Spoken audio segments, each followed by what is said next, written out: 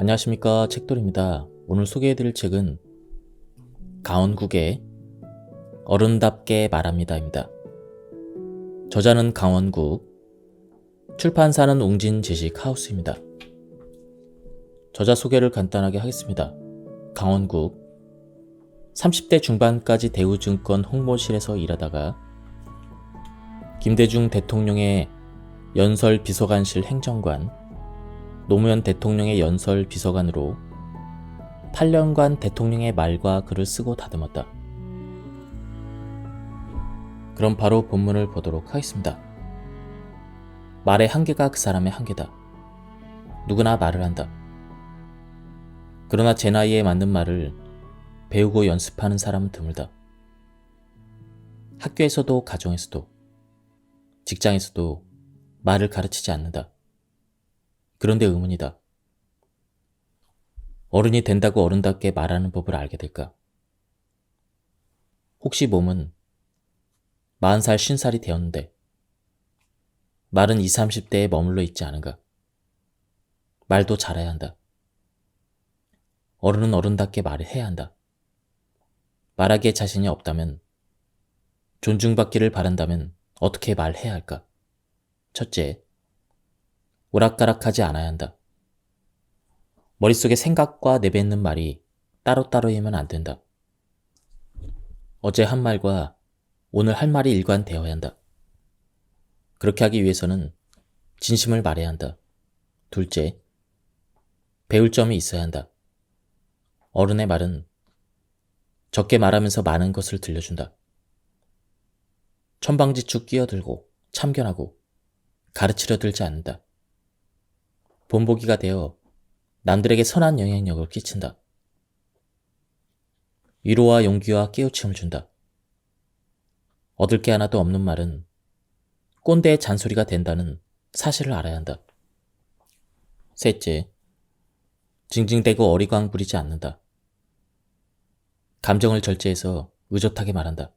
넷째, 나답게 말한다. 말이란 곧 나이기에 그렇다. 내 말이 소중하다고 믿고 말이 거칠어지거나 투박해지지 않도록 끊임없이 주의를 기울인다.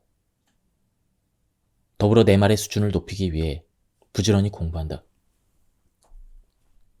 귀로 듣는 게 잘 듣는 것일까?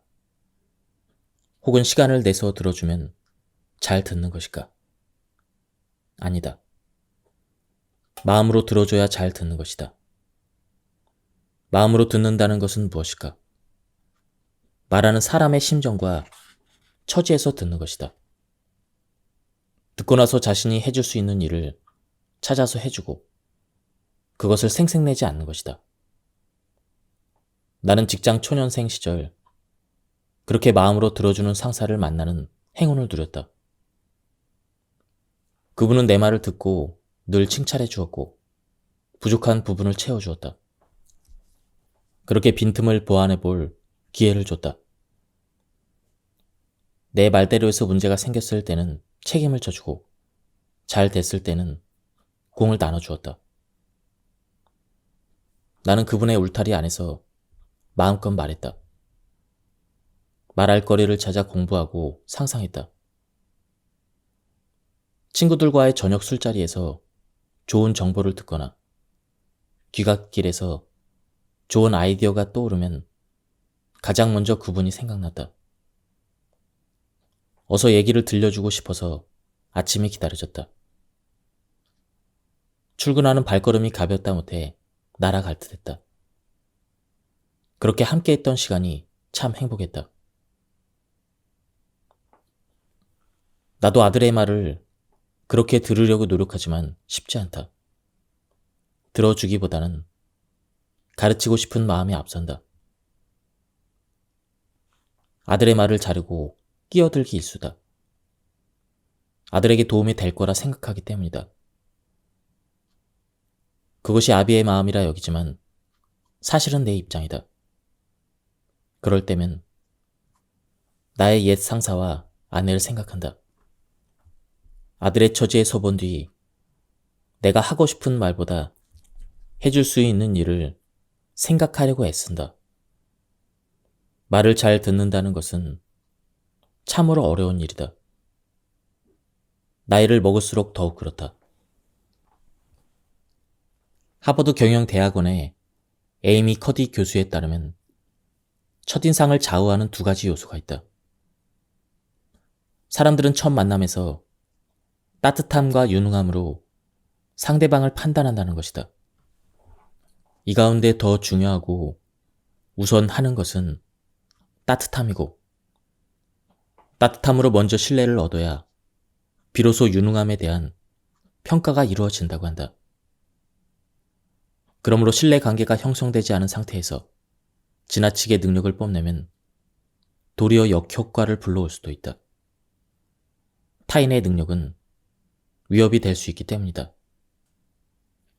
커디 교수가 동료 심리학자들과 15년 넘게 진행한 연구 결과라고 하니 믿음이 갔다. 또한 이 연구 결과는 평소 내가 궁금하게 생각해온 주제, 왜 우리는 말재주라는 단어에 거부감을 느끼는가에 대한 답을 제시해 주었다. 누군가가 당신은 말재주가 참 좋아, 이렇게 말하면 어떤 기분이 드는가? 나는 솔직히 기분이 좋지 않다. 나만 그랬던 것은 아니다. 노무현 대통령은 그 말에서 모욕감을 느낀다고 했다. 임기 초반 진행했던 검사와의 대화에서 어느 검사가 대통령에게 토론의 달인이라며 비아냥거리듯 말하자 대통령은 그 말에는 저를 말재주나 부리는 사람으로 비하하는 뜻이 들어있습니다. 라며 불쾌해했다. 이처럼 말재주가 있다라는 말은 언변이 좋다라는 말과 함께 좋은 의미로만 쓰이지는 않는다. 진실하지 못하고 임기응변에 능하다. 꼼수와 잔재주를 부린다는 뜻을 내포한다. 거디 교수의 말을 빌리자면 따뜻함은 없고 유능함만 있는 것이다. 확실히 부정적인 어감을 담고 있다. 공자도 이런 말씀을 남기셨다.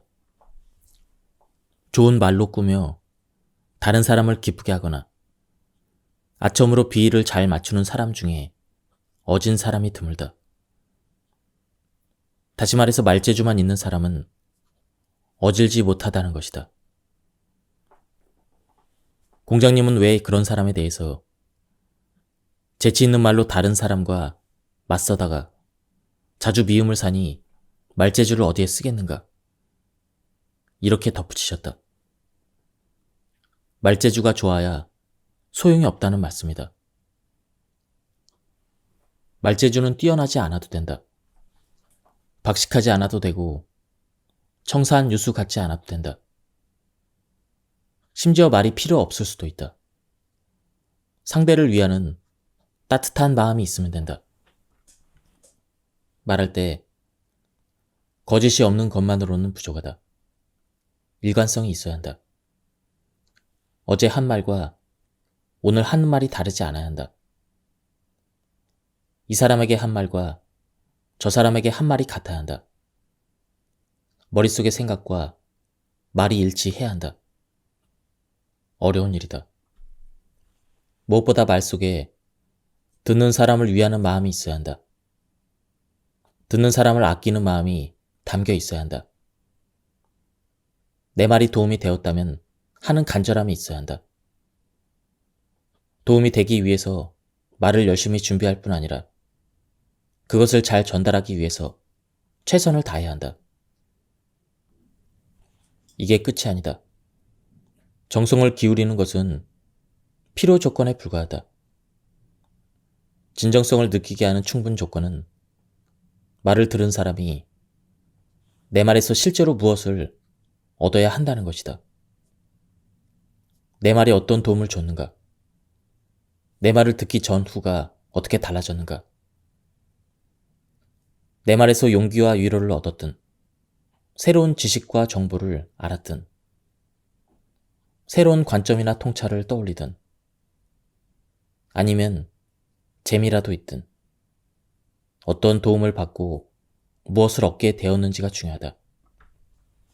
정성껏 준비해서 성심을 다해 전했지만 결과적으로 듣는 이가 아무것도 얻지 못했다면 진정성을 느끼기 어렵다. 다음은 부탁을 거절할 때 지켜야 할 것들입니다. 첫째, 내 역량으로 들어줄 수 있는 부탁과 들어줄 수 없는 부탁을 구분한다. 둘째, 내 역량으로 들어줄 수 없는 부탁은 거절한다. 이런 거절은 두 부모 자르듯 단호할수록 좋다. 셋째, 내 역량으로 들어줄 수 있는 부탁도 들어줄 사람과 그렇지 않은 사람으로 구분한다. 구분의 기준은 이렇다. 부모와 형제의 부탁은 되도록 거절하지 않는다.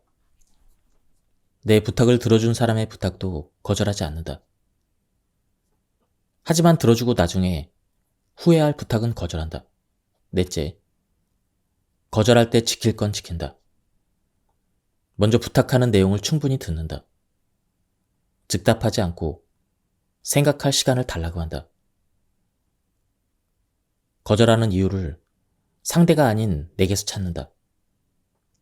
상대가 재차 묻기 전에 먼저 연락해서 만나자고 한다. 만나서 거절할 수밖에 없는 이유를 설명하고 부분적으로 들어줄 수 있는 건 없는지 또는 부탁을 들어줄 수 있는 다른 사람은 없는지 함께 상의한다. 헤어지기 전에 부탁하는 사람의 사정에 대한 안타까움과 부탁을 들어주지 못하는 미안함을 재차 표시한다. 끝으로 누가 내게 이런 부탁을 했다는 뒷말을 삼가한다. 남의 고통과 어려움을 대신할 수 없듯 위로도 남이 대신 해줄 수 없다. 자기를 위로해 줄 수 있는 사람은 자신밖에 없다. 결국 우리는 우리 안에서 스스로 해법을 찾아야 한다. 타인은 다만 그것을 도울 뿐이다. 하지만 나는 그 방법을 잘 몰랐다. 어떻게 하면 좋았을까? 첫째, 인정해준다.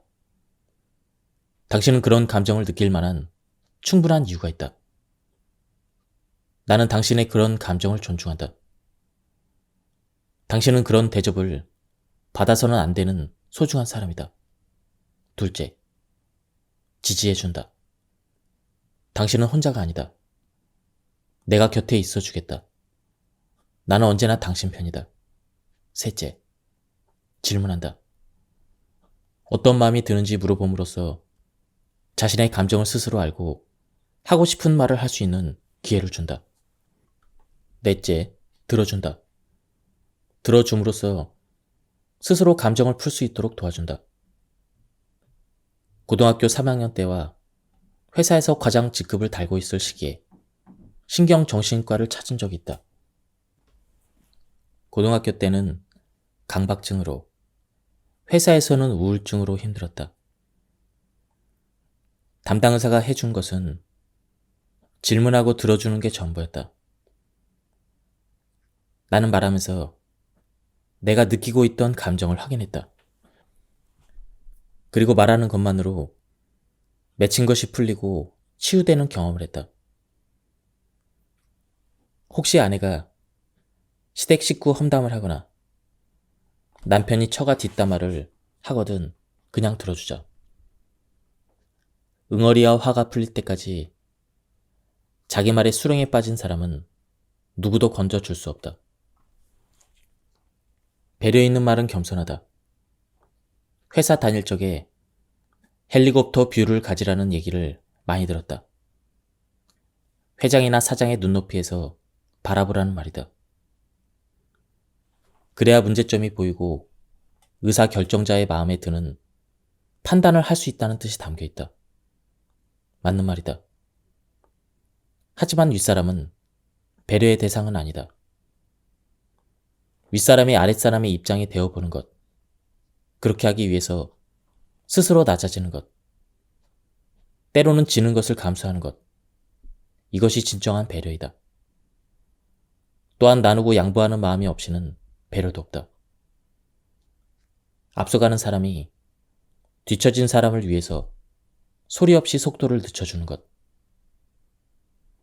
뒷사람의 길을 잃지 않도록 한 걸음 한 걸음에 신중을 기하는 것. 이 모두가 지극한 배려이다. 말 잘하는 사람의 공통점은 무엇일까? 공부를 많이 했을까? 주변에 친구가 많을까? 사회적인 지위가 높을까? 아니면 머리가 좋을까? 어느 정도는 관계가 있지만 내가 생각하는 답은 아니다. 내가 만난 말 잘하는 사람들의 공통점은 자신을 믿는다는 것이다. 자신을 믿는 사람의 특징은 네 가지로 정리할 수가 있다. 첫째, 자기 생각을 잘 길어 올린다. 자기 안에 길어 올릴 생각이 있다고 믿는다. 그래서 주변을 기웃거리지 않는다. 자기만의 생각이 무엇인지 탐색하는 걸 즐기며 기어코 그것을 끄집어낸다. 누구에게나 고유한 생각과 느낌이 있다. 하루에도 5만 가지를 생각하는 게 사람이다. 이러한 생각과 느낌은 누구에게나 공평하게 주어진다. 많이 배운 사람이나 못 배운 사람이나 책을 많이 읽은 사람이나 안 읽은 사람이나 다르지 않다. 오히려 책상 물림보다는 경험과 오감으로 체득한 사람의 생각과 느낌이 더 생생하고 풍부한 법이다. 둘째, 자신을 믿는 사람은 말하는 걸 두려워하지 않는다. 눈치 보지 않고 자기 검열이 심하지 않다. 실패를 두려워하지 않고 위험을 감수한다. 그까짓 거라는 생각으로 말한다. 자신을 못 믿는 사람은 적당한 때를 찾지 못하고 나설까 말까 망설인다. 머릿속으로만 온갖 말을 읊조려 보거나 이렇게 말하면 남들이 뭐라고 할까? 이런 식으로 과도하게 의식한다. 자신을 솔직하게 드러내지 못한다. 넷째, 자신을 믿는 사람은 남의 말에 과도하게 휘둘리지 않는다. 받아들일 건 흔쾌히 받아들이고 무시할 것에 대해서는 그것은 당신 생각이고 내 생각은 다르다. 이렇게 시원하게 답한다. 무엇보다 자신을 믿는 사람은 과욕을 부리지 않는다. 말을 잘하고 싶은 욕심은 있지만 가진 것보다 더 많이 가진 것처럼 보이려고 무리하지 않는다. 더 많이 아는 것처럼 꾸미지 않는다. 자신을 있는 그대로 보여줘도 괜찮다고 생각한다. 이것이 나고 내 수준이 이 정도인데 어쩔 수 없는 것 아닌가. 이런 생각으로 그냥 말한다. 우회적이든 직설적이든 반대 의견을 표현하는 사람이 있다. 그런 사람들을 볼 때면 부끄럽기도 하고 부럽기도 하다. 그 용기가 탐났다. 이런 회한이 되풀이되면서 나름의 대응 매뉴얼을 만들었다. 반대해야 되는 상황에 직면했을 때 어떻게 할 것인지 말이다. 첫째, 상대 의견을 부정하지 않고 인정해준다.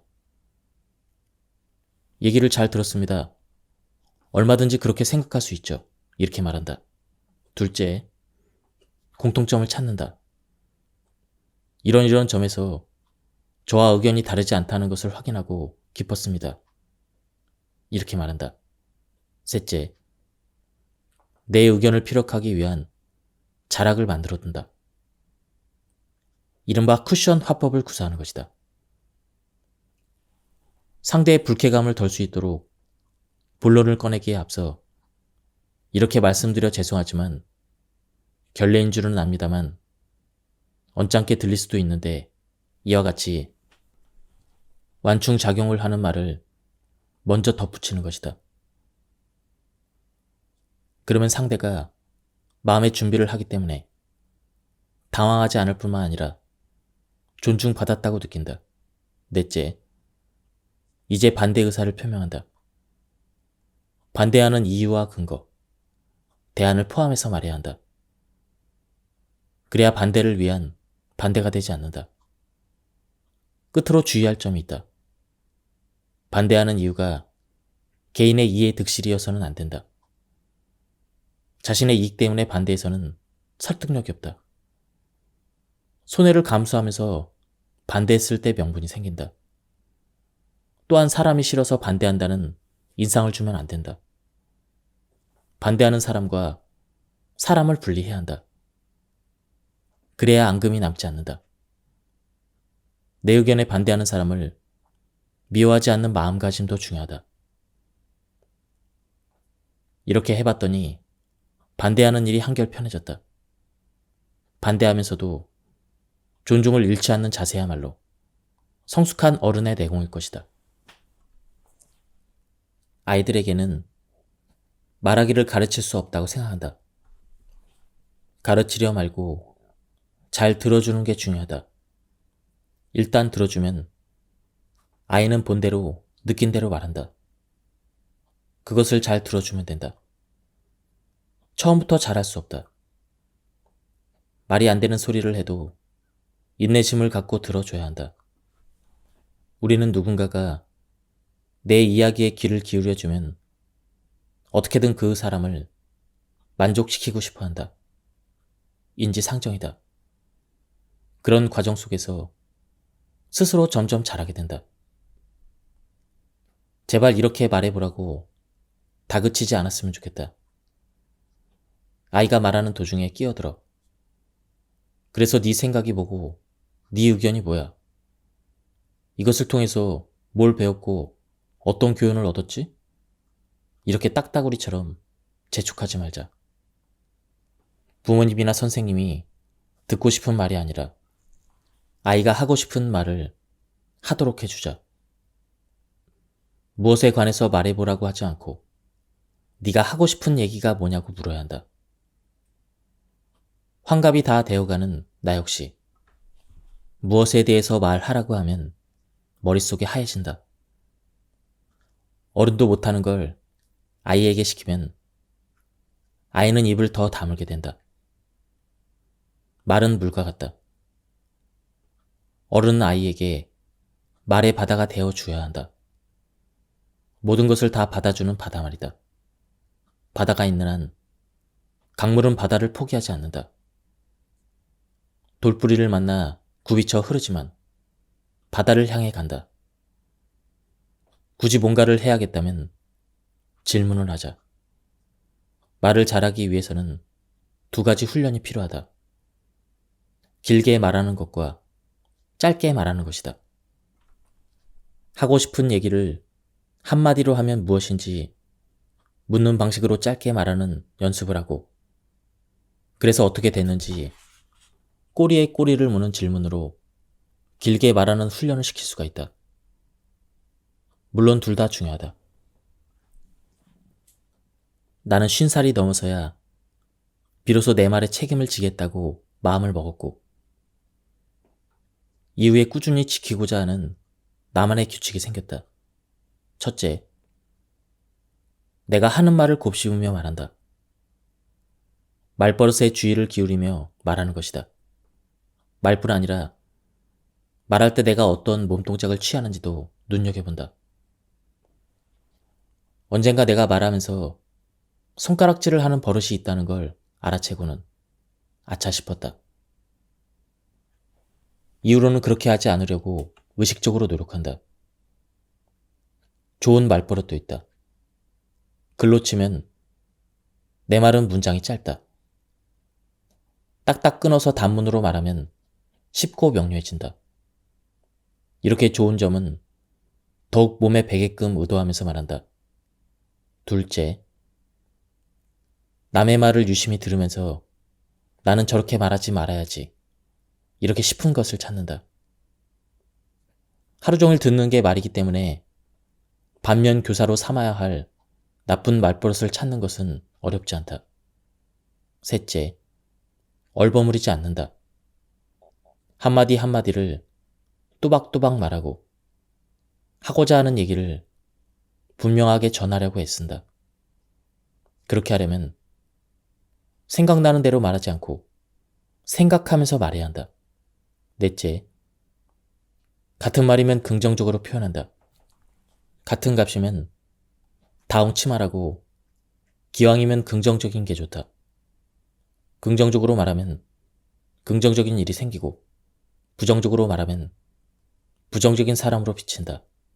다섯째, 목적에 맞게 말한다. 말하는 목적과 동떨어진 얘기는 가급적 하지 않으려고 한다. 목적은 친교일 수도 있고, 설득일 수도 있고, 재미일 수도 있다. 내가 지금 왜 이 말을 하는지 생각해 보면 목적에 맞는 말을 할 수가 있다. 끝으로 후회할 말은 하지 않는다. 그런 말은 하지 않았어야 해. 이렇게 뒤늦게 후회할 말은 애당초 하지 않는 것이다. 무심결에 해버린 경우에는 곧바로 사과한다. 내 말은 이런저런 노력 덕분에 제자리에 머무르지 않고 하루하루 성장하고 있다. 그것을 확인하는 기쁨과 즐거움이 매우 크다. 그것만으로도 사는 게 재미있다. 내 경험으로는 구설에 휘말리지 않으려면 두 가지를 조심해야 한다. 그 하나는 남들이 흉볼 때 거들지 않는 것이다. 다른 하나는 가까이 있는 사람에게 말조심하는 것이다. 구설은 가까운 사람이 만들어낸다. 그 사람과 가깝고 잘 안다는 걸 과시하기 위해서이다. 그리고 사람들은 그 말을 철석같이 믿고 퍼뜨린다. 가까운 사람이 그렇게 말했다 하니 거칠 것이 없다. 분수에 맞지 않고 너무 잘 돼도 구설에 오른다. 그 사람이 갖고 있는 역량이나 기울인 노력 이상으로 이익을 얻고 대접받으면 초과되는 부분만큼 입방아에 오른다. 초과 이익만큼 욕하면서 깎아내려 균형을 맞추는 것이다. 이익을 많이 봤을 때만 아니라 사람들의 기대에 부응하지 못할 때도 입방아에 오른다. 돈을 많이 벌거나 지위가 높아지면 그러기 이전에 비해 그 사람에게 기대하는 수준이 높아진다.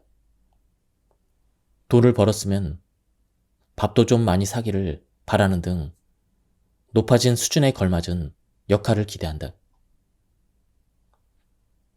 직장에서 부서장이나 임원을 입방아에 올리는 경우도 마찬가지다.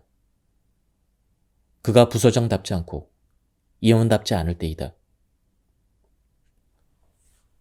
결국 구설수에 대처하는 궁극적인 방법은 나를 돌아보는 것이다. 내가 지금 구설수에 오른다면 반드시 이유가 있다. 아니 땐 굴뚝에는 연기가 나지 않는다. 내가 무언가 빌미를 주었기 때문이다. 곰곰이 생각해보자.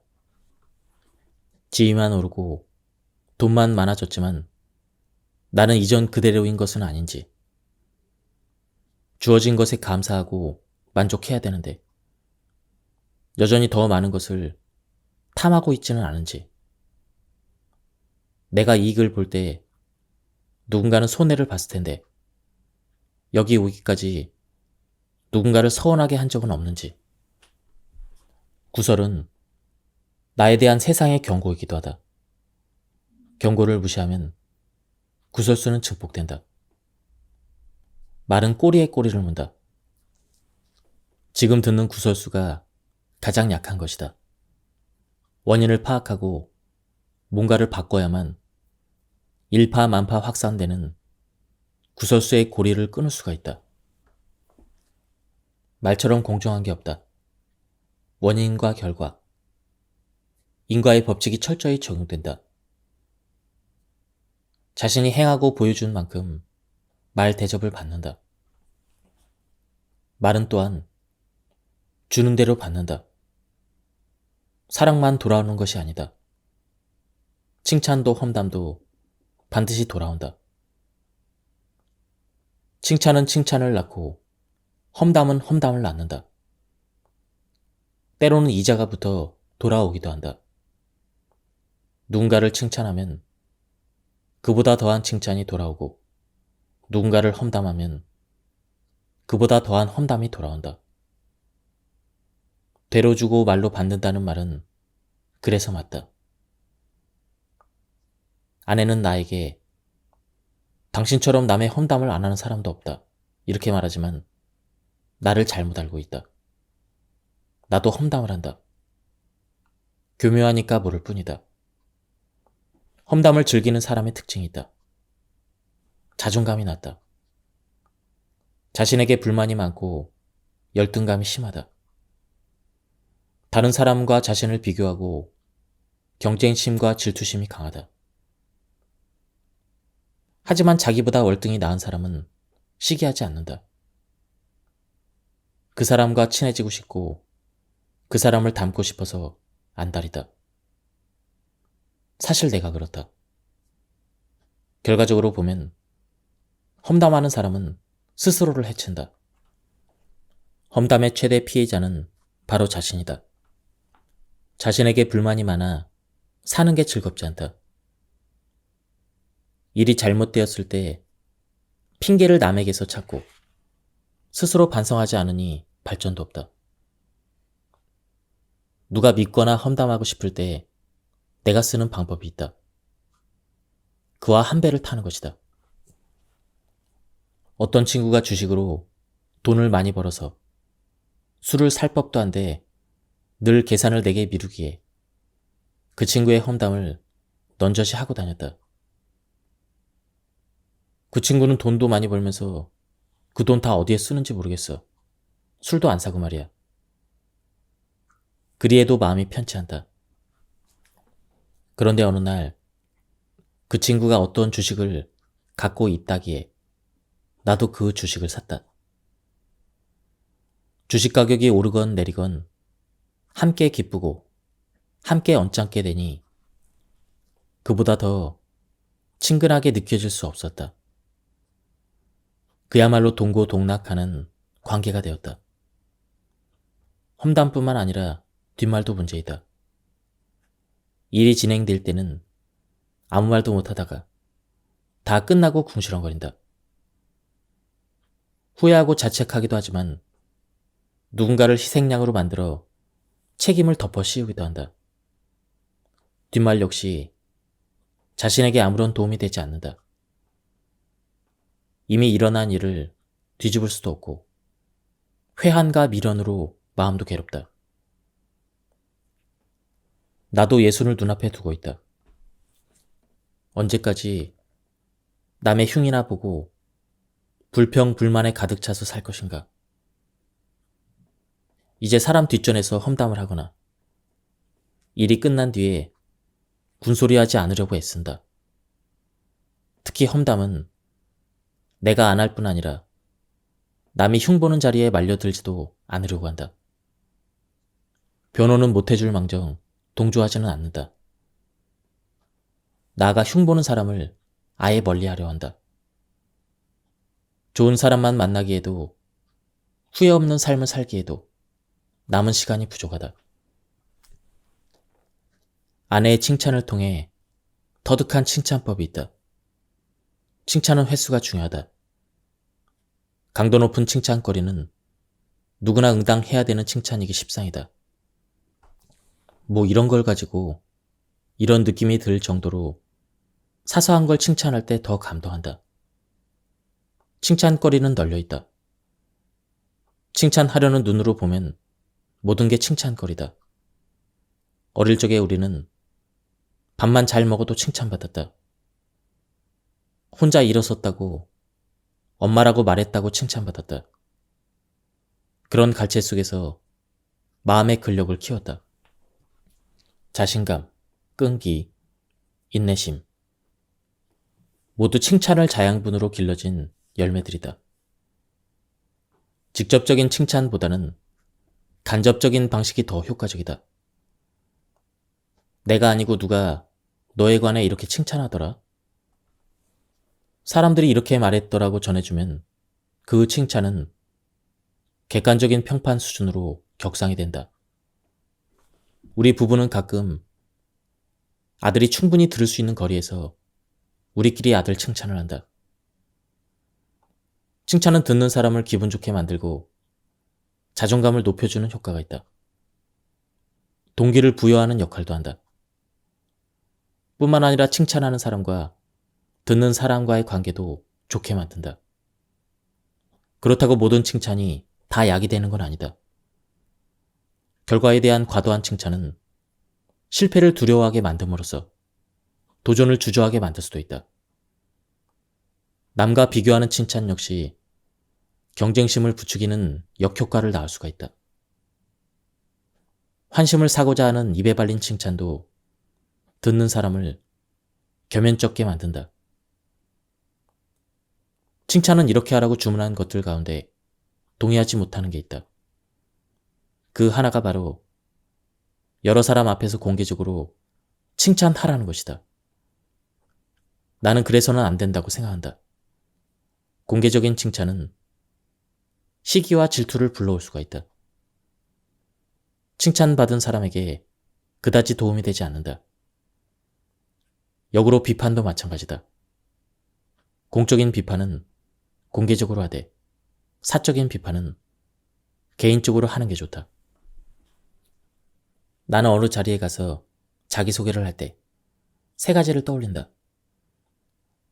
첫째는 이 모임 혹은 이 자리에 참석한 누군가와의 인연. 둘째는 감사한 일. 셋째는 나의 역할과 기여이다. 독서 모임에 처음 갔다고 해보자. 우선 어떤 연유로 이 모임에 오게 되었는지 얘기한다. 모임에 초대한 사람에게 감사하든, 이런 모임이 있다는 게 감사하든 고마움을 표시한다. 칭찬거리가 있다면 추가한다. 마지막으로 열심히 하겠다고 다짐한다. 물론 이름과 지금 하는 일을 밝히는 것은 기본이다.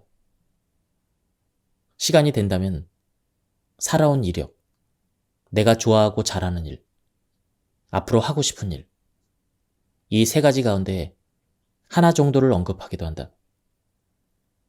너무 도식적인가? 하지만 사람들이 어찌 매번 창조적일 수 있단 말인가? 내가 만나본 말 잘하는 사람들 역시 그랬다. 평범함이 기본이다. 기초가 탄탄해야 하며 틀부터 갖춰야 한다. 틀을 마련해 두는 것은 어려운 일이 아니다. 누구나 할 수 있는 일이다. 육하 원칙도 있고 총론을 언급한 뒤에 강론을 말하는 틀도 있다. 대화를 잘 하려면 경청, 공감, 질문, 이 세 가지를 잘해야 한다. 듣고 공감해주고 묻는 것이다. 그랬구나. 힘들었겠다. 그래서 어떻게 됐어? 이렇게 말이다. 배구나 탁구 경기에 비유해보자. 운동 경기는 내가 점수를 많이 내야 승리하는 게임이다. 그런데 대화라는 경주는 상대가 점수를 많이 내도록 도와줘야 이기는 게임이다. 상대가 내 공을 받지 못하도록 강 스파이크를 날리는 게 아니라 상대방이 내 말을 잘 받아서 내가 다시 말을 잘 던질 수 있도록 해야 되는 것이다. 상대가 점수를 많이 낼 수 있도록 도와줘야 결국 내가 승부에서 이긴다. 국내외를 막론하고 뛰어난 진행자는 그런 역량이 있다. 오프라 윈프리나 유재석 모두 말을 잘하는 사람이 아니다. 말을 잘 이끌어내는 사람이다. 자랑하고 싶은데 욕 먹을까봐 주저하는 말. 숨겨둔 비밀이지만 털어놔 버리고 싶은 말. 그러니까 상대가 하고 싶은 말을 할 수 있게 만들어주는 게 이들의 공통점이다. 물론 쉽지 않다. 자신을 내려놓아야 하고 상대가 무슨 말을 하고 싶은지 알아야 한다. 또 그것을 알았다 하더라도 다그치거나 재촉해서는 안 된다. 스스로 말할 수 있게 편한 상태를 만들어줘야 한다. 어쩌면 이런 일은 낯을 가리고 말주변이 없는 사람이 더 잘할 수가 있다. 그렇게만 해주면 그 사람 만나면 왠지 즐겁고 신나. 그 친구 참 재밌어. 이런 소리를 듣는다. 누군가를 만나서 다짜고짜 본론부터 말해서는 대화에 성공할 확률이 희박하다. 영업하는 사람에게 30분의 시간이 주어졌다면 마지막 3분의 본론을 말하고 그 앞에 27분은 잡담에 써야 한다. 마음이 열리는 예열 과정이 필요한 것이다. 상대가 경계 태세를 늦추고 들을 준비가 되게끔 만드는 데 시간과 공을 들여야 한다. 공식적인 자리에서 진지한 이야기를 하는 경우에도 스몰 토크는 기묘하다. 가벼운 잡담으로 시작하면 일거삼득이다.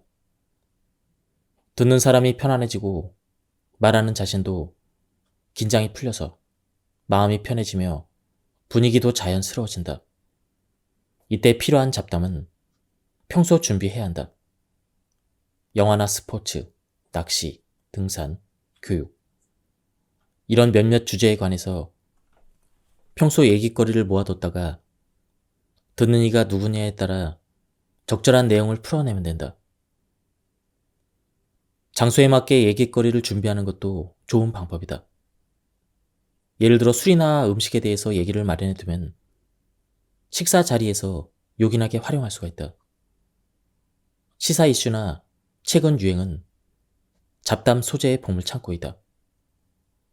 사람을 만나기 전 짬을 내서 요새 뜨는 뉴스나 방송 프로그램, 책, 패션, 노래 등을 검색해보는 정도의 성의만 있으면 된다. 자신이 겪은 재미있는 일화나 누군가의 에피소드도 좋은 재료이다. 무엇이 되었든 얘기거리를 준비하는 노력이 중요하다. 잡담을 잘하는 기술은 특별할 게 없다. 의미 있는 말을 하려는 욕심만 버리면 된다. 실없는 사람이 되겠다고 마음 먹고 말을 건네면 되는 것이다. 건강 얘기로 대화를 풀어가고 싶다면 건강은 어떠세요? 이렇게 운을 떼고 일 얘기를 꺼내고 싶다면 바쁘시죠? 이렇게 말을 붙인다. 그러면 원하는 방향으로 대화의 물꼬를 틀 수가 있다.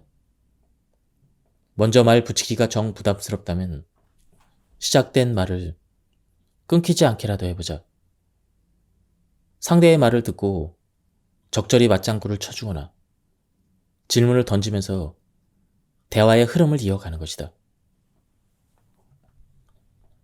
대통령과 기업의 회장을 모시면서 그들의 첫마디를 유심히 지켜보았다. 회의, 대화, 식사, 접견 등 말을 해야 되는 모든 자리에 맞춰 말씀 자료를 준비해 드렸지만 써준 대로 첫마디를 하는 경우는 거의 없었다. 그들의 첫마디 특징은 이렇게 요약할 수가 있다. 첫째, 평범하다. 날씨나 건강 얘기 등 상투적인 말로 시작한다. 저러실 줄 알았으면 그렇게 고민할 필요가 없었는데 이렇게 하면서도 나는 또다시 잔뜩 힘이 들어간 첫마디를 준비하곤 했다. 무언가 그럴싸한 말로 시작해야 한다는 강박이 있었다.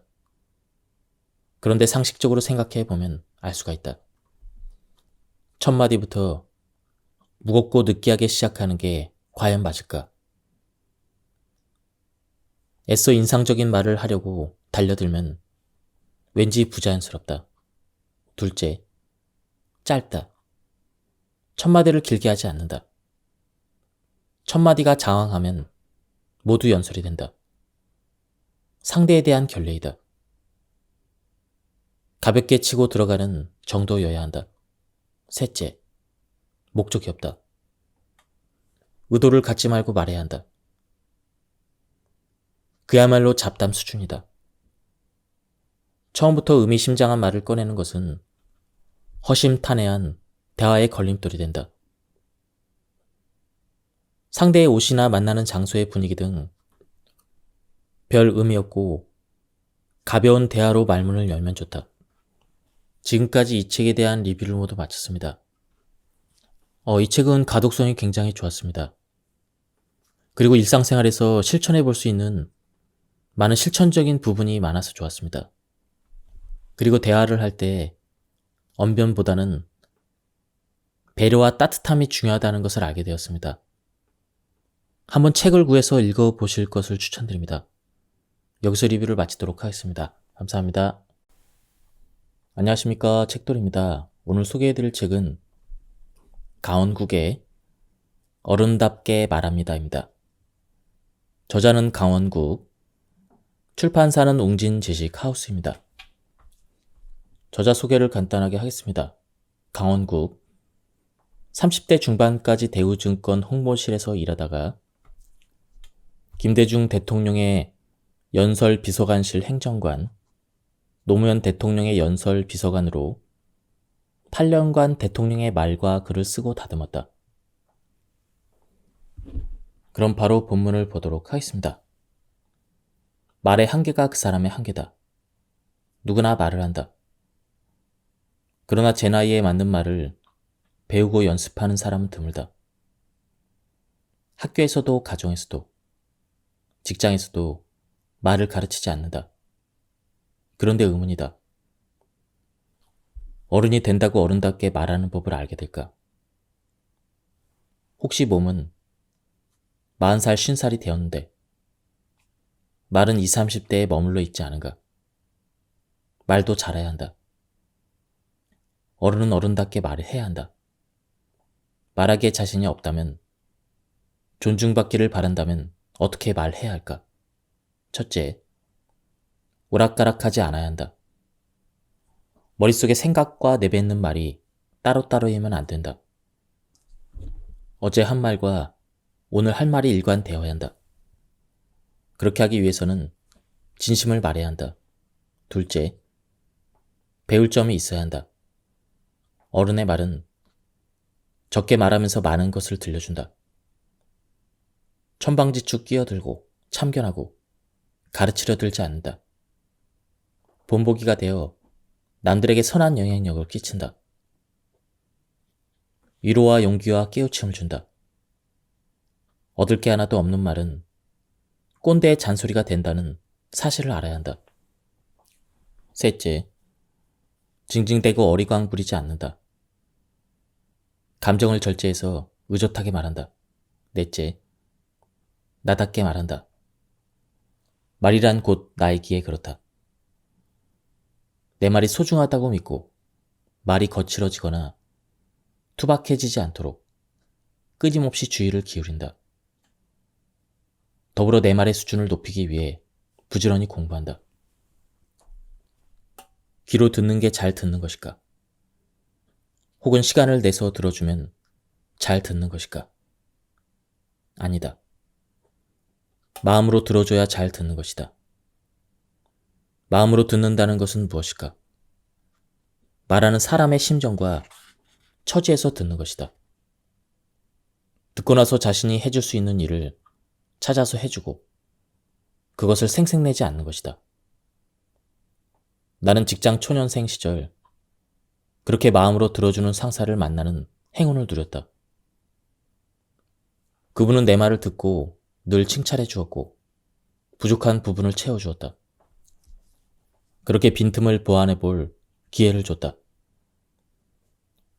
내 말대로해서 문제가 생겼을 때는 책임을 져주고 잘 됐을 때는 공을 나눠주었다. 나는 그분의 울타리 안에서 마음껏 말했다. 말할 거리를 찾아 공부하고 상상했다. 친구들과의 저녁 술자리에서 좋은 정보를 듣거나 귀갓길에서 좋은 아이디어가 떠오르면 가장 먼저 그분이 생각났다. 어서 얘기를 들려주고 싶어서 아침이 기다려졌다. 출근하는 발걸음이 가볍다 못해 날아갈 듯했다. 그렇게 함께했던 시간이 참 행복했다. 나도 아들의 말을 그렇게 들으려고 노력하지만 쉽지 않다. 들어주기보다는 가르치고 싶은 마음이 앞선다. 아들의 말을 자르고 끼어들기 일수다. 아들에게 도움이 될 거라 생각하기 때문이다. 그것이 아비의 마음이라 여기지만 사실은 내 입장이다. 그럴 때면 나의 옛 상사와 아내를 생각한다. 아들의 처지에 서본 뒤 내가 하고 싶은 말보다 해줄 수 있는 일을 생각하려고 애쓴다. 말을 잘 듣는다는 것은 참으로 어려운 일이다. 나이를 먹을수록 더욱 그렇다. 하버드 경영대학원의 에이미 커디 교수에 따르면 첫인상을 좌우하는 두 가지 요소가 있다. 사람들은 첫 만남에서 따뜻함과 유능함으로 상대방을 판단한다는 것이다. 이 가운데 더 중요하고 우선 하는 것은 따뜻함이고, 따뜻함으로 먼저 신뢰를 얻어야 비로소 유능함에 대한 평가가 이루어진다고 한다. 그러므로 신뢰 관계가 형성되지 않은 상태에서 지나치게 능력을 뽐내면 도리어 역효과를 불러올 수도 있다. 타인의 능력은 위협이 될 수 있기 때문이다. 커디 교수가 동료 심리학자들과 15년 넘게 진행한 연구 결과라고 하니 믿음이 갔다. 또한 이 연구 결과는 평소 내가 궁금하게 생각해온 주제, 왜 우리는 말재주라는 단어에 거부감을 느끼는가에 대한 답을 제시해 주었다. 누군가가 당신은 말재주가 참 좋아, 이렇게 말하면 어떤 기분이 드는가? 나는 솔직히 기분이 좋지 않다. 나만 그랬던 것은 아니다. 노무현 대통령은 그 말에서 모욕감을 느낀다고 했다. 임기 초반 진행했던 검사와의 대화에서 어느 검사가 대통령에게 토론의 달인이라며 비아냥거리듯 말하자 대통령은 그 말에는 저를 말재주나 부리는 사람으로 비하하는 뜻이 들어있습니다. 라며 불쾌해했다. 이처럼 말재주가 있다라는 말은 언변이 좋다라는 말과 함께 좋은 의미로만 쓰이지는 않는다. 진실하지 못하고 임기응변에 능하다. 꼼수와 잔재주를 부린다는 뜻을 내포한다. 거디 교수의 말을 빌리자면 따뜻함은 없고 유능함만 있는 것이다. 확실히 부정적인 어감을 담고 있다. 공자도 이런 말씀을 남기셨다. 좋은 말로 꾸며 다른 사람을 기쁘게 하거나 아첨으로 비위를 잘 맞추는 사람 중에 어진 사람이 드물다. 다시 말해서 말재주만 있는 사람은 어질지 못하다는 것이다.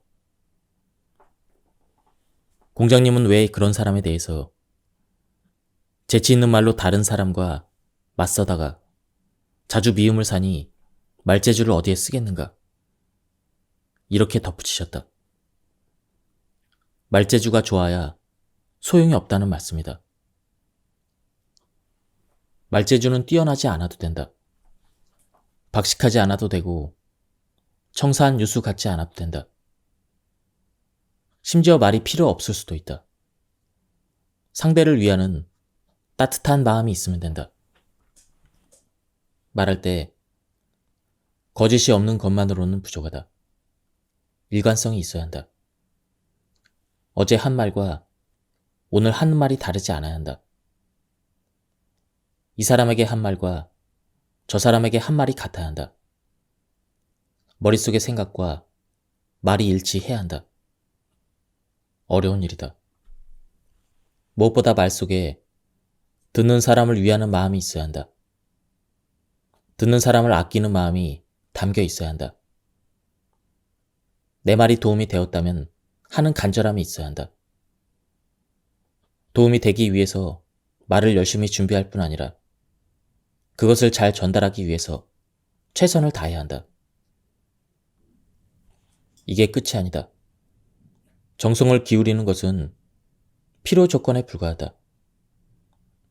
진정성을 느끼게 하는 충분 조건은 말을 들은 사람이 내 말에서 실제로 무엇을 얻어야 한다는 것이다.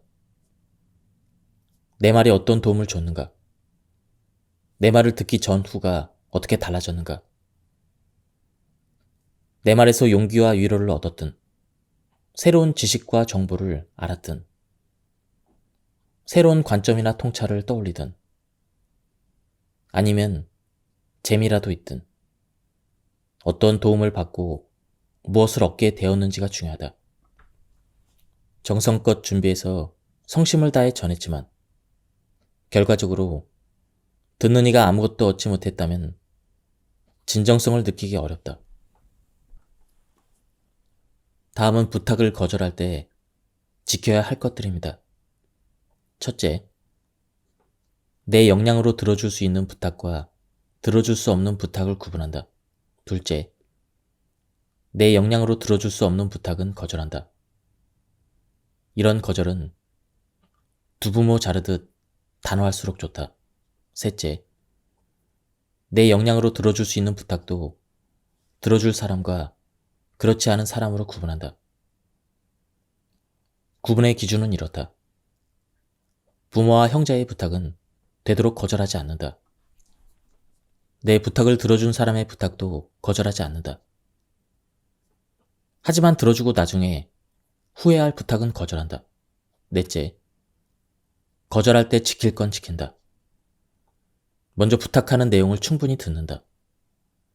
즉답하지 않고 생각할 시간을 달라고 한다. 거절하는 이유를 상대가 아닌 내게서 찾는다. 상대가 재차 묻기 전에 먼저 연락해서 만나자고 한다. 만나서 거절할 수밖에 없는 이유를 설명하고 부분적으로 들어줄 수 있는 건 없는지 또는 부탁을 들어줄 수 있는 다른 사람은 없는지 함께 상의한다. 헤어지기 전에 부탁하는 사람의 사정에 대한 안타까움과 부탁을 들어주지 못하는 미안함을 재차 표시한다. 끝으로 누가 내게 이런 부탁을 했다는 뒷말을 삼가한다. 남의 고통과 어려움을 대신할 수 없듯 위로도 남이 대신 해줄 수 없다. 자기를 위로해 줄 수 있는 사람은 자신밖에 없다. 결국 우리는 우리 안에서 스스로 해법을 찾아야 한다. 타인은 다만 그것을 도울 뿐이다. 하지만 나는 그 방법을 잘 몰랐다. 어떻게 하면 좋았을까? 첫째, 인정해준다. 당신은 그런 감정을 느낄 만한 충분한 이유가 있다. 나는 당신의 그런 감정을 존중한다. 당신은 그런 대접을 받아서는 안 되는 소중한 사람이다. 둘째, 지지해준다. 당신은 혼자가 아니다. 내가 곁에 있어주겠다. 나는 언제나 당신 편이다. 셋째, 질문한다. 어떤 마음이 드는지 물어봄으로써 자신의 감정을 스스로 알고 하고 싶은 말을 할 수 있는 기회를 준다. 넷째, 들어준다. 들어줌으로써 스스로 감정을 풀 수 있도록 도와준다. 고등학교 3학년 때와 회사에서 과장 직급을 달고 있을 시기에 신경정신과를 찾은 적이 있다. 고등학교 때는 강박증으로, 회사에서는 우울증으로 힘들었다. 담당 의사가 해준 것은 질문하고 들어주는 게 전부였다. 나는 말하면서 내가 느끼고 있던 감정을 확인했다.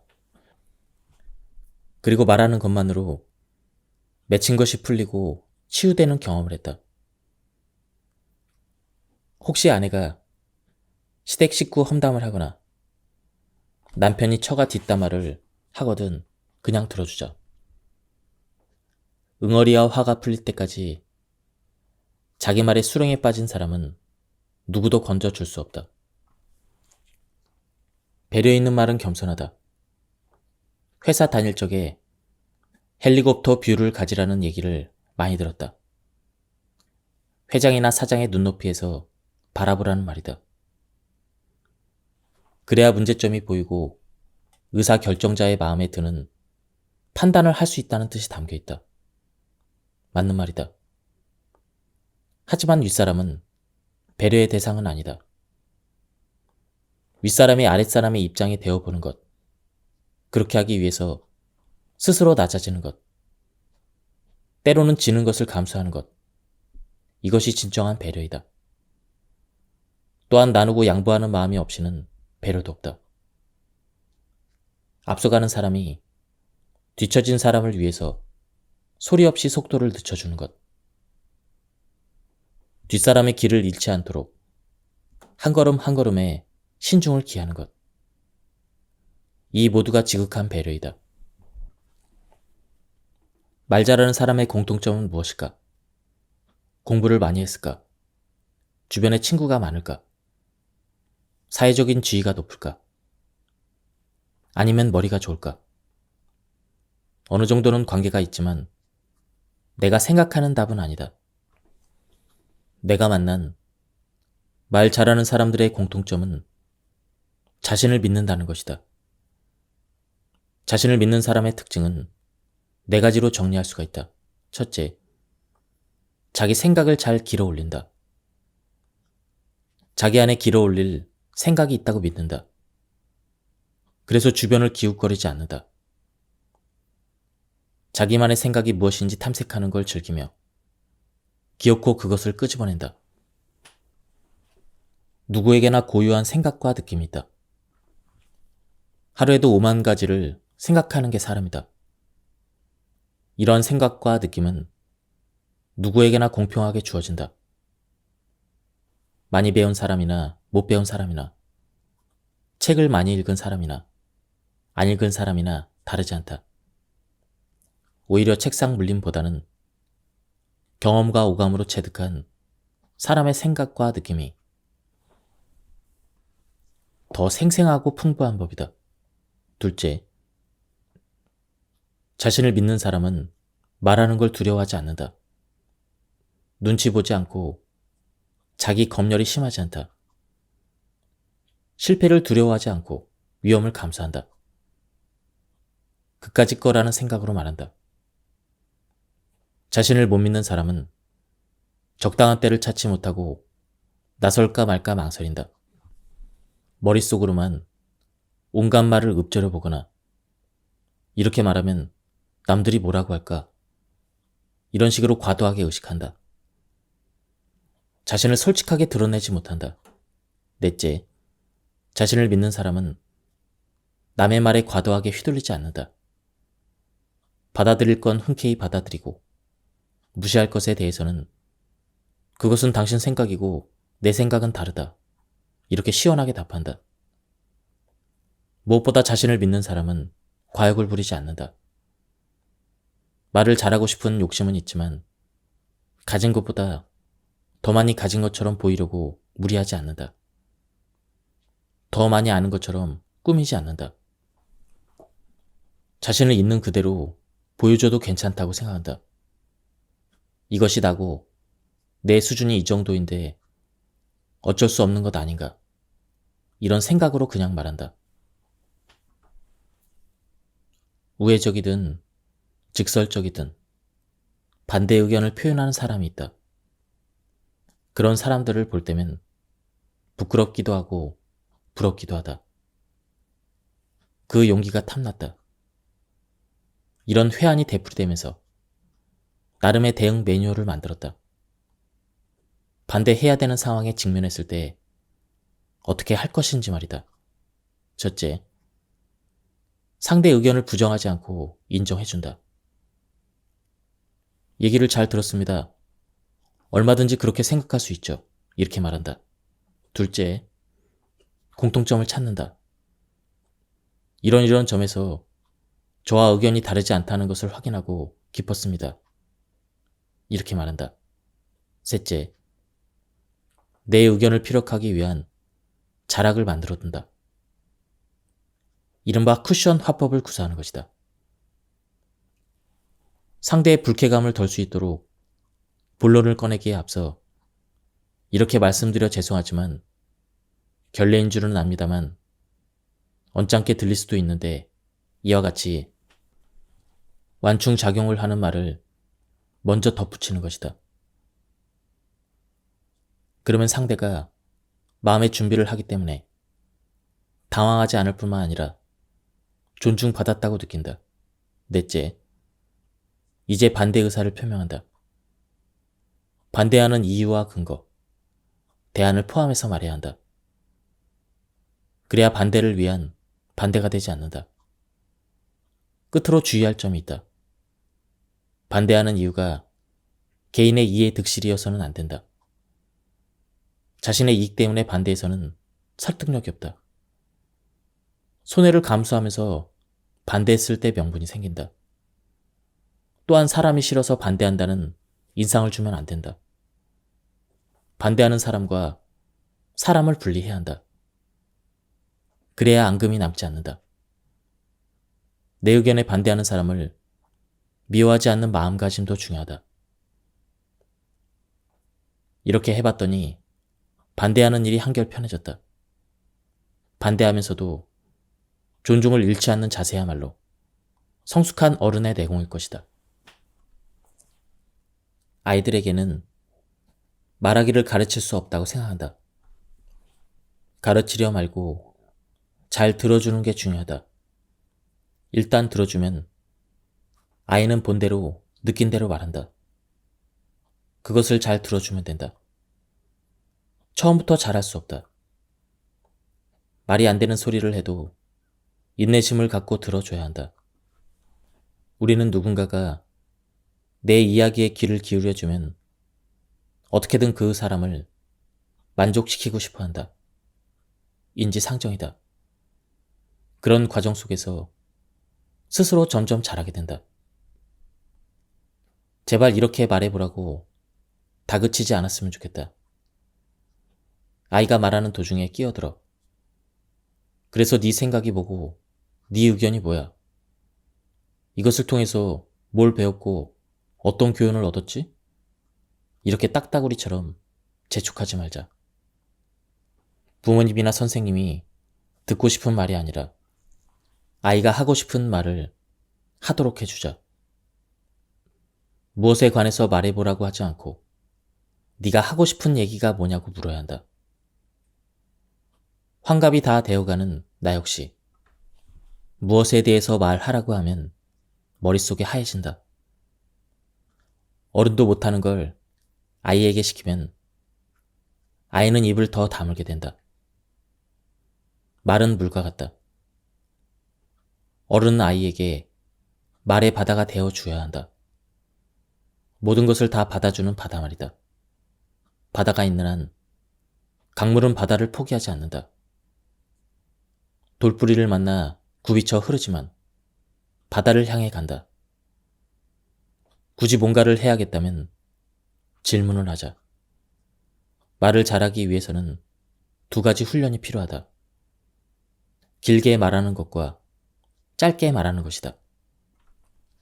하고 싶은 얘기를 한마디로 하면 무엇인지 묻는 방식으로 짧게 말하는 연습을 하고, 그래서 어떻게 됐는지 꼬리에 꼬리를 무는 질문으로 길게 말하는 훈련을 시킬 수가 있다. 물론 둘 다 중요하다. 나는 50살이 넘어서야 비로소 내 말에 책임을 지겠다고 마음을 먹었고, 이후에 꾸준히 지키고자 하는 나만의 규칙이 생겼다. 첫째, 내가 하는 말을 곱씹으며 말한다. 말버릇에 주의를 기울이며 말하는 것이다. 말뿐 아니라 말할 때 내가 어떤 몸동작을 취하는지도 눈여겨본다. 언젠가 내가 말하면서 손가락질을 하는 버릇이 있다는 걸 알아채고는 아차 싶었다. 이후로는 그렇게 하지 않으려고 의식적으로 노력한다. 좋은 말버릇도 있다. 글로 치면 내 말은 문장이 짧다. 딱딱 끊어서 단문으로 말하면 쉽고 명료해진다. 이렇게 좋은 점은 더욱 몸에 배게끔 의도하면서 말한다. 둘째, 남의 말을 유심히 들으면서 나는 저렇게 말하지 말아야지, 이렇게 싶은 것을 찾는다. 하루 종일 듣는 게 말이기 때문에 반면 교사로 삼아야 할 나쁜 말버릇을 찾는 것은 어렵지 않다. 셋째, 얼버무리지 않는다. 한마디 한마디를 또박또박 말하고 하고자 하는 얘기를 분명하게 전하려고 애쓴다. 그렇게 하려면 생각나는 대로 말하지 않고 생각하면서 말해야 한다. 넷째, 같은 말이면 긍정적으로 표현한다. 같은 값이면 다홍 치마라고 기왕이면 긍정적인 게 좋다. 긍정적으로 말하면 긍정적인 일이 생기고 부정적으로 말하면 부정적인 사람으로 비친다. 다섯째, 목적에 맞게 말한다. 말하는 목적과 동떨어진 얘기는 가급적 하지 않으려고 한다. 목적은 친교일 수도 있고 설득일 수도 있고 재미일 수도 있다. 내가 지금 왜 이 말을 하는지 생각해 보면 목적에 맞는 말을 할 수가 있다. 끝으로 후회할 말은 하지 않는다. 그런 말은 하지 않았어야 해. 이렇게 뒤늦게 후회할 말은 애당초 하지 않는 것이다. 무심결에 해버린 경우에는 곧바로 사과한다. 내 말은 이런저런 노력 덕분에 제자리에 머무르지 않고 하루하루 성장하고 있다. 그것을 확인하는 기쁨과 즐거움이 매우 크다. 그것만으로도 사는 게 재미있다. 내 경험으로는 구설에 휘말리지 않으려면 두 가지를 조심해야 한다. 그 하나는 남들이 흉볼 때 거들지 않는 것이다. 다른 하나는 가까이 있는 사람에게 말조심하는 것이다. 구설은 가까운 사람이 만들어낸다. 그 사람과 가깝고 잘 안다는 걸 과시하기 위해서이다. 그리고 사람들은 그 말을 철석같이 믿고 퍼뜨린다. 가까운 사람이 그렇게 말했다 하니 거칠 것이 없다. 분수에 맞지 않고 너무 잘 돼도 구설에 오른다. 그 사람이 갖고 있는 역량이나 기울인 노력 이상으로 이익을 얻고 대접받으면 초과되는 부분만큼 입방아에 오른다. 초과 이익만큼 욕하면서 깎아내려 균형을 맞추는 것이다. 이익을 많이 봤을 때만 아니라 사람들의 기대에 부응하지 못할 때도 입방아에 오른다. 돈을 많이 벌거나 지위가 높아지면 그러기 이전에 비해 그 사람에게 기대하는 수준이 높아진다. 돈을 벌었으면 밥도 좀 많이 사기를 바라는 등 높아진 수준에 걸맞은 역할을 기대한다. 직장에서 부서장이나 임원을 입방아에 올리는 경우도 마찬가지다. 그가 부서장답지 않고 임원답지 않을 때이다. 결국 구설수에 대처하는 궁극적인 방법은 나를 돌아보는 것이다. 내가 지금 구설수에 오른다면 반드시 이유가 있다. 아니땐 굴뚝에는 연기가 나지 않는다. 내가 무언가 빌미를 주었기 때문이다. 곰곰이 생각해보자. 지위만 오르고 돈만 많아졌지만 나는 이전 그대로인 것은 아닌지, 주어진 것에 감사하고 만족해야 되는데 여전히 더 많은 것을 탐하고 있지는 않은지, 내가 이익을 볼 때 누군가는 손해를 봤을 텐데 여기 오기까지 누군가를 서운하게 한 적은 없는지. 구설은 나에 대한 세상의 경고이기도 하다. 경고를 무시하면 구설수는 증폭된다. 말은 꼬리에 꼬리를 문다. 지금 듣는 구설수가 가장 약한 것이다. 원인을 파악하고 뭔가를 바꿔야만 일파만파 확산되는 구설수의 고리를 끊을 수가 있다. 말처럼 공정한 게 없다. 원인과 결과, 인과의 법칙이 철저히 적용된다. 자신이 행하고 보여준 만큼 말 대접을 받는다. 말은 또한 주는 대로 받는다. 사랑만 돌아오는 것이 아니다. 칭찬도 험담도 반드시 돌아온다. 칭찬은 칭찬을 낳고 험담은 험담을 낳는다. 때로는 이자가 붙어 돌아오기도 한다. 누군가를 칭찬하면 그보다 더한 칭찬이 돌아오고, 누군가를 험담하면 그보다 더한 험담이 돌아온다. 되로 주고 말로 받는다는 말은 그래서 맞다. 아내는 나에게 당신처럼 남의 험담을 안 하는 사람도 없다. 이렇게 말하지만 나를 잘못 알고 있다. 나도 험담을 한다. 교묘하니까 모를 뿐이다. 험담을 즐기는 사람의 특징이 있다. 자존감이 낮다. 자신에게 불만이 많고 열등감이 심하다. 다른 사람과 자신을 비교하고 경쟁심과 질투심이 강하다. 하지만 자기보다 월등히 나은 사람은 시기하지 않는다. 그 사람과 친해지고 싶고 그 사람을 닮고 싶어서 안달이다. 사실 내가 그렇다. 결과적으로 보면 험담하는 사람은 스스로를 해친다. 험담의 최대 피해자는 바로 자신이다. 자신에게 불만이 많아 사는 게 즐겁지 않다. 일이 잘못되었을 때 핑계를 남에게서 찾고 스스로 반성하지 않으니 발전도 없다. 누가 믿거나 험담하고 싶을 때 내가 쓰는 방법이 있다. 그와 한 배를 타는 것이다. 어떤 친구가 주식으로 돈을 많이 벌어서 술을 살 법도 한데 늘 계산을 내게 미루기에 그 친구의 험담을 넌저시 하고 다녔다. 그 친구는 돈도 많이 벌면서 그 돈 다 어디에 쓰는지 모르겠어. 술도 안 사고 말이야. 그리해도 마음이 편치 않다. 그런데 어느 날 그 친구가 어떤 주식을 갖고 있다기에 나도 그 주식을 샀다. 주식 가격이 오르건 내리건 함께 기쁘고 함께 언짢게 되니 그보다 더 친근하게 느껴질 수 없었다. 그야말로 동고동락하는 관계가 되었다. 험담뿐만 아니라 뒷말도 문제이다. 일이 진행될 때는 아무 말도 못하다가 다 끝나고 궁시렁거린다.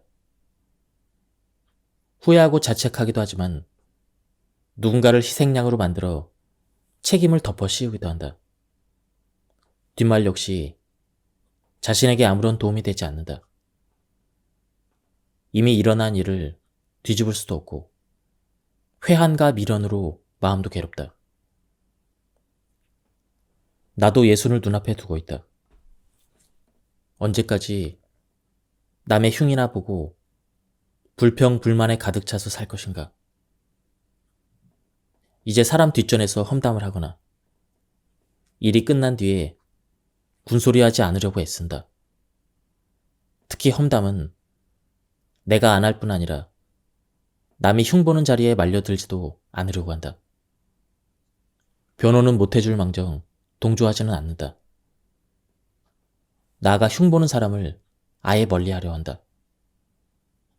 좋은 사람만 만나기에도 후회 없는 삶을 살기에도 남은 시간이 부족하다. 아내의 칭찬을 통해 터득한 칭찬법이 있다. 칭찬은 횟수가 중요하다. 강도 높은 칭찬거리는 누구나 응당해야 되는 칭찬이기 십상이다. 뭐 이런 걸 가지고 이런 느낌이 들 정도로 사소한 걸 칭찬할 때 더 감동한다. 칭찬거리는 널려있다. 칭찬하려는 눈으로 보면 모든 게 칭찬거리다. 어릴 적에 우리는 밥만 잘 먹어도 칭찬받았다. 혼자 일어섰다고 엄마라고 말했다고 칭찬받았다. 그런 갈채 속에서 마음의 근력을 키웠다. 자신감, 끈기, 인내심. 모두 칭찬을 자양분으로 길러진 열매들이다. 직접적인 칭찬보다는 간접적인 방식이 더 효과적이다. 내가 아니고 누가 너에 관해 이렇게 칭찬하더라. 사람들이 이렇게 말했더라고 전해주면 그 칭찬은 객관적인 평판 수준으로 격상이 된다. 우리 부부는 가끔 아들이 충분히 들을 수 있는 거리에서 우리끼리 아들 칭찬을 한다. 칭찬은 듣는 사람을 기분 좋게 만들고 자존감을 높여주는 효과가 있다. 동기를 부여하는 역할도 한다. 뿐만 아니라 칭찬하는 사람과 듣는 사람과의 관계도 좋게 만든다. 그렇다고 모든 칭찬이 다 약이 되는 건 아니다. 결과에 대한 과도한 칭찬은 실패를 두려워하게 만듦으로써 도전을 주저하게 만들 수도 있다. 남과 비교하는 칭찬 역시 경쟁심을 부추기는 역효과를 낳을 수가 있다. 환심을 사고자 하는 입에 발린 칭찬도 듣는 사람을 겸연쩍게 만든다. 칭찬은 이렇게 하라고 주문한 것들 가운데 동의하지 못하는 게 있다. 그 하나가 바로 여러 사람 앞에서 공개적으로 칭찬하라는 것이다. 나는 그래서는 안 된다고 생각한다. 공개적인 칭찬은 시기와 질투를 불러올 수가 있다. 칭찬받은 사람에게 그다지 도움이 되지 않는다. 역으로 비판도 마찬가지다. 공적인 비판은 공개적으로 하되 사적인 비판은 개인적으로 하는 게 좋다. 나는 어느 자리에 가서 자기소개를 할 때 세 가지를 떠올린다. 첫째는 이 모임 혹은 이 자리에 참석한 누군가와의 인연. 둘째는 감사한 일. 셋째는 나의 역할과 기여이다. 독서 모임에 처음 갔다고 해보자. 우선 어떤 연유로 이 모임에 오게 되었는지 얘기한다.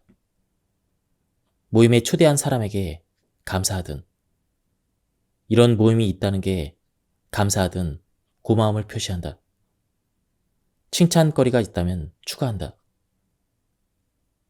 마지막으로 열심히 하겠다고 다짐한다. 물론 이름과 지금 하는 일을 밝히는 것은 기본이다. 시간이 된다면 살아온 이력, 내가 좋아하고 잘하는 일, 앞으로 하고 싶은 일, 이 세 가지 가운데 하나 정도를 언급하기도 한다. 너무 도식적인가?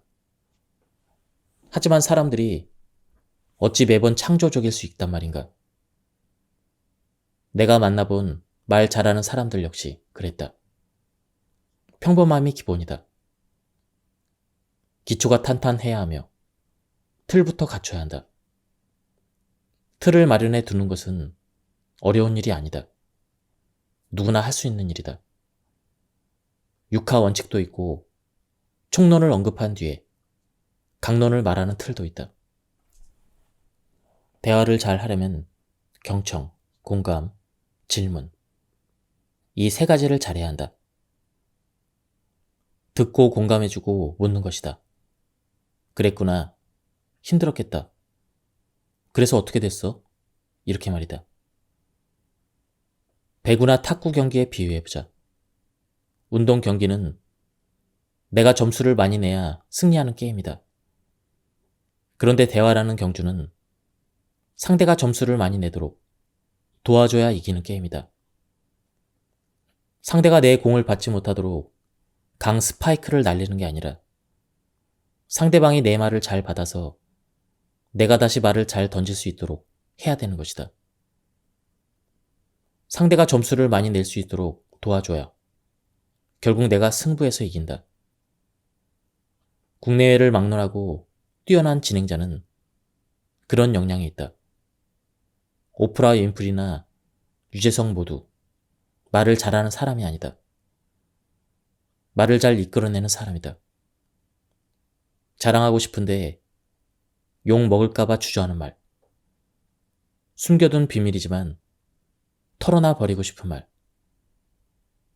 그러니까 상대가 하고 싶은 말을 할 수 있게 만들어주는 게 이들의 공통점이다. 물론 쉽지 않다.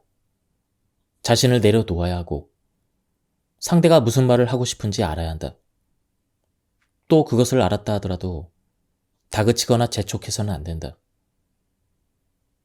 스스로 말할 수 있게 편한 상태를 만들어줘야 한다. 어쩌면 이런 일은 낯을 가리고 말주변이 없는 사람이 더 잘할 수가 있다. 그렇게만 해주면 그 사람 만나면 왠지 즐겁고 신나. 그 친구 참 재밌어. 이런 소리를 듣는다. 누군가를 만나서 다짜고짜 본론부터 말해서는 대화에 성공할 확률이 희박하다. 영업하는 사람에게 30분의 시간이 주어졌다면 마지막 3분의 본론을 말하고 그 앞에 27분은 잡담에 써야 한다. 마음이 열리는 예열 과정이 필요한 것이다. 상대가 경계의 태세를 늦추고 들을 준비가 되게끔 만드는 데 시간과 공을 들여야 한다.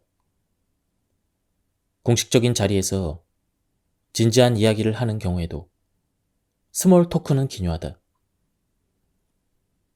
가벼운 잡담으로 시작하면 일거삼득이다. 듣는 사람이 편안해지고 말하는 자신도 긴장이 풀려서 마음이 편해지며 분위기도 자연스러워진다. 이때 필요한 잡담은 평소 준비해야 한다. 영화나 스포츠, 낚시, 등산, 교육.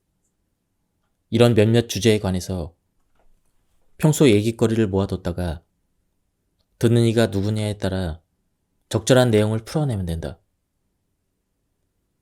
장소에 맞게 얘기거리를 준비하는 것도 좋은 방법이다. 예를 들어 술이나 음식에 대해서 얘기를 마련해두면 식사 자리에서 요긴하게 활용할 수가 있다. 시사 이슈나 최근 유행은 잡담 소재의 보물창고이다. 사람을 만나기 전 짬을 내서 요새 뜨는 뉴스나 방송 프로그램, 책, 패션, 노래 등을 검색해보는 정도의 성의만 있으면 된다.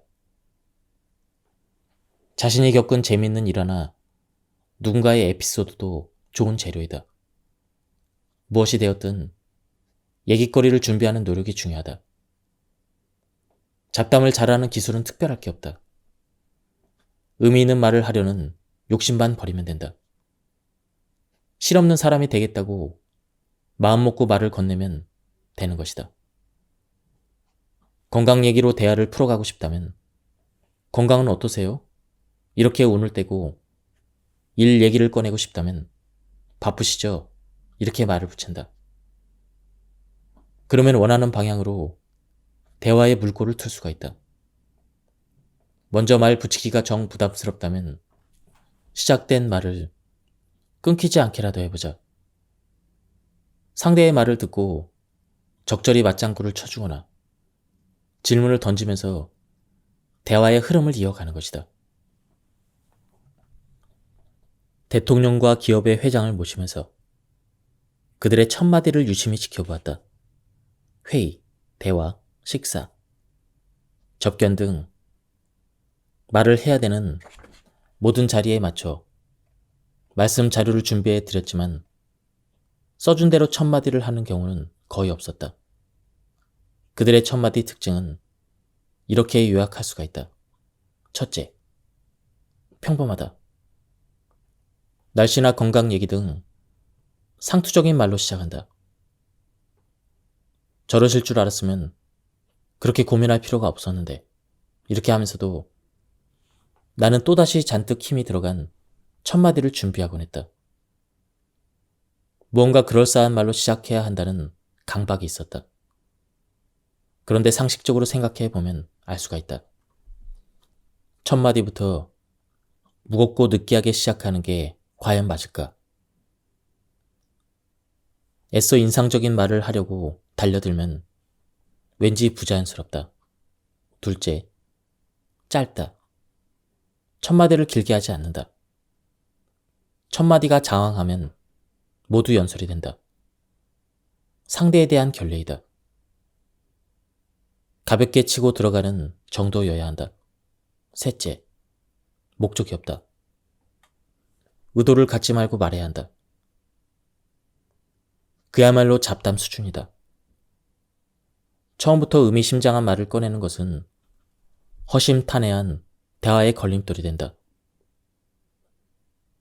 상대의 옷이나 만나는 장소의 분위기 등 별 의미 없고 가벼운 대화로 말문을 열면 좋다.